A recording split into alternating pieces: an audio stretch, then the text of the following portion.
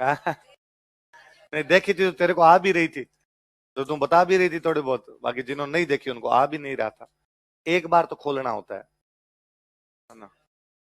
ना, वापस क्या? नहीं, ये तुम्हें लगता है इतने सारे क्योंकि एग्जाम तुम्हारे पास में इसलिए। बाकी मैंने जिस किसी बैच के अंदर ये टॉपिक पढ़ाया होगा, उसमें मैंने दूसरे दिन बच्चों को कहा होगा भाई मैं तुमसे नहीं पूछूंगा, तुम में से जिसको याद हो आगे आगे सुना दो। मेरे हर क्लास का एक्सपीरियंस है, इतने सालों का एक्सपीरियंस है कि हर क्लास में 12-13 बच्चों ने सारी किताबें आगे खड़े होकर बोल दी। कोई सिंगल क्लास ऐसी नहीं जिसके अंदर का हो, पर कम से कम एक दिन पढ़ना होता है, घर पे जाके उसको वापस देखना होता है ना। कम से कम पन्ने तो पलटने होते हैं। आपने पन्ने ही नहीं पलटे, क्योंकि आपके ज्यादातर के दिमाग में था कल टेस्ट है वो पढ़ लेते हैं, है ना। हाथ अड़न छोड़ के पेट अड़ गया उसको नहीं हुए। पहले जो सामने पढ़ा होता है ना वो पढ़ना होता है। टेस्ट वाला तो इतने महीनों से पढ़ ही रहे थे, और अब भी यदि टेस्ट वाला पढ़ना पड़ रहा है तो इसका मतलब पहले नहीं पढ़े।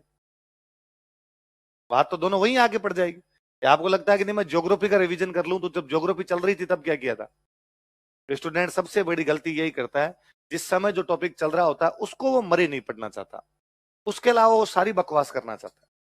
ये होना ये चाहिए कि आज जो टॉपिक पढ़ा है आज वो याद किया जाए, बाकी बाढ़ में जाए, क्या होगा क्या नहीं होगा, क्योंकि आज उसके याद होने की संभावना सबसे अधिक है। कल आप याद करोगे टाइम लेगी, परसों याद करोगे और टाइम लेगी, तरसों याद करोगे और ज्यादा टाइम लेगी। आप उसी दिन पढ़ लेते हो, सबसे जल्दी याद होती है। पर आपके साथ ये भयंकर समस्या है। आपको जब इकोनॉमी पढ़ाई जाती है तब आप घर पे इकोनॉमी नहीं पढ़ते, आपको पुरानी ज्योग्राफी का रिवीजन कर रहे होते हो, फिर थोड़े दिनों में आपको लगता है इकोनॉमी में मुझे कुछ ही नहीं आता। इसलिए टेस्ट टेस्ट होना ही था, अपने हिसाब से टेस्ट होता। इतने दिनों तो हमारी तैयारी की हुई थी, उसके आधार पे कर देते हम। पर ये टॉपिक तो कल का कल याद हो जाता। मैं लिख के देता हूं, इन कल वाले टॉपिक से 3 क्वेश्चन आएंगे, डायरेक्ट पेपर में आएंगे, इसमें नहीं, ये छोड़िए यहाँ आते हैं नहीं आते। यहाँ तो आते ही हैं। यहाँ तो यहाँ तो ऐसा कोई टॉपिक ही नहीं जिसका आपका 2 क्वेश्चन नहीं है। यहाँ तो जितने टॉपिक होते हैं उन सबके क्वेश्चन आते हैं भाई। हमारे यहाँ टेस्ट सीरीज का उद्देश्य एकमात्र ये होता है कि बच्चे रिवीजन कर ले, जो रिवीजन करके हैं सब में से एक क्वेश्चन पूछ लिया जाए। आरपीएससी का तो ऐसा कोई उद्देश्य नहीं होता, है ना। आरपीएससी राजा महाराजाओं की हिस्ट्री खा जाती है कि क्वेश्चन नहीं पूछती।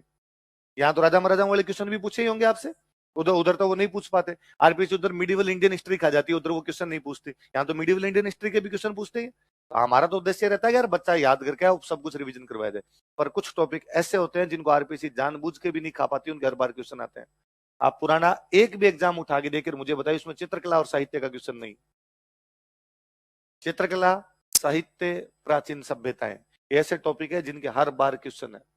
सिंगल टाइम इधर से उधर नहीं हो रहा है उनके अंदर से। इसलिए मैं कल कह रहा था कि इनको वापस जाके देख लेना।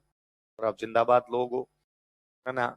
अब आपको आज मैं पढ़ा दूंगा, फिर आपको लगेगा मंडे को जो टेस्ट है वो पढ़ लेते हैं, ये वाला तो हो ही जाएगा। तो ये वाला कब होगा? इसको पढ़ने के लिए टाइम कब मिलेगा? और ये ऐसे टॉपिक है, आप 3 दिन, मैं कहता हूँ 3 दिन मत पढ़ो, 3 दिन बाद में आपको ये भी नहीं समझ में आएगा कि चित्रकार है किताब का नाम है। उनके अंदर ही आप तो कंफ्यूज होते घूमोगे, तो थोड़ा